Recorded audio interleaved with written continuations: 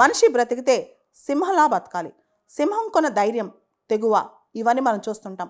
అంత తెగువతో మనిషి బతకాలి. అంత దమ్ము, అంత కలేజా, అంత కరేజ్ మనిషికి ఉండాలి. మనిషి ఎప్పుడు పిరికివాడిగా ఉండకూడదు, ఎస్కేపిస్ట్గా ఉండకూడదు. ఏదో ఒకటి దొరికిద్దిలే అని చెప్పి ఏది పడితే తినకూడదు. మీరు గమనించండి, సింహం అడవి ఏం దొరకపోయినా, అడవిలో తన భూభాగంలో ఏమీ లేకపోయినా గడ్డి మాత్రం తిందు. చివరికి ఆకలితో చావనైనా చేస్తుంది, కానీ గడ్డి తిని మాత్రం బతకదనమాట. సింహానికున్న ఆ క్యారెక్టర్ సింహమే. అందుకే సింహం అడవికి రాజైంది. చచ్చినా రాజే, బతికినా రాజే. సింహం రారాజే ఎప్పటికైనా సరే. మనం చూస్తుంటే సింహం తన టెరిటరీ కాపాడుకోవడానికి ఏ వ్యక్తైనా ఎంత పెద్ద వెపన్తో వచ్చినా సింహం ఎవరికి భయపడదు, పోరాడుతూనే ఉంటుంది. పోరాటంలో చావటానికైనా రెడీ అవుతుంది అనమాట. అంటే మనిషి తన ఫైట్ అంత గట్టిగా చేయాలని అర్థం.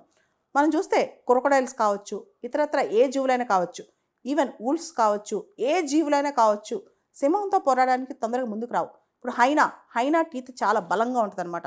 ఎంత బలంగా ఉంటుందంటే దేనైనా కొరికేయగలదు. 20 హైనాలు వచ్చినా సరే సింహాన్ని ఏమి చేయలేము అనమాట.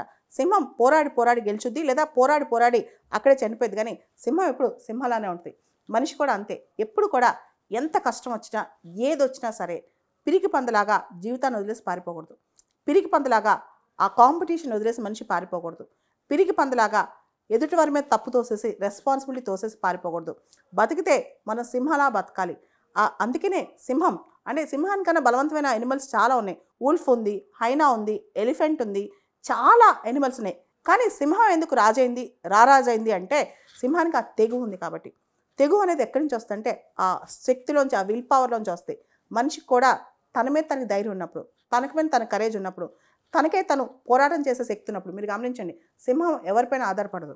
తన పోరాటం తనే చేస్తే, తన ఫుడ్ తనే ఎత్తుక్కుంటుంది, తన హంటింగ్ తనే చేస్తే, తన గస్తీ తనే కాసుకుంటుంది, తన కాపలా తనతోనే ఉంటుంది. సింహం తిరుగుతూనే ఉంటుంది.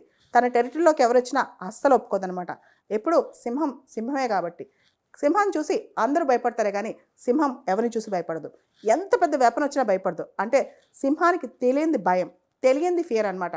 మనిషికి ఈ క్వాలిటీస్ ఉంటే, ఇలాంటి క్వాలిటీస్ ఉంటే, అంత తెగువ, అంత ధైర్యం ఉంటే ఇప్పుడున్న ప్రపంచంలో బతకగలడు. ముఖ్యంగా ఒంటరిగా ఒక కింగ్డమ్ స్థాపించాలంటే, ఒంటరిగా ఒక ఎంపైర్ నడపాలంటే, ఒంటరిగా ఒక ఎకో సిస్టమ్ను ముందుకు తీసుకెళ్ళాలంటే మనిషికి ఆ లక్షణాలు ఉండాలి. లేకపోతే పిరికి పందులాగా పారిపోవాల్సి వస్తుంది మనిషి. కాబట్టి బతికితే సింహాలా బతకాలి ఏ మనిషి అయినా.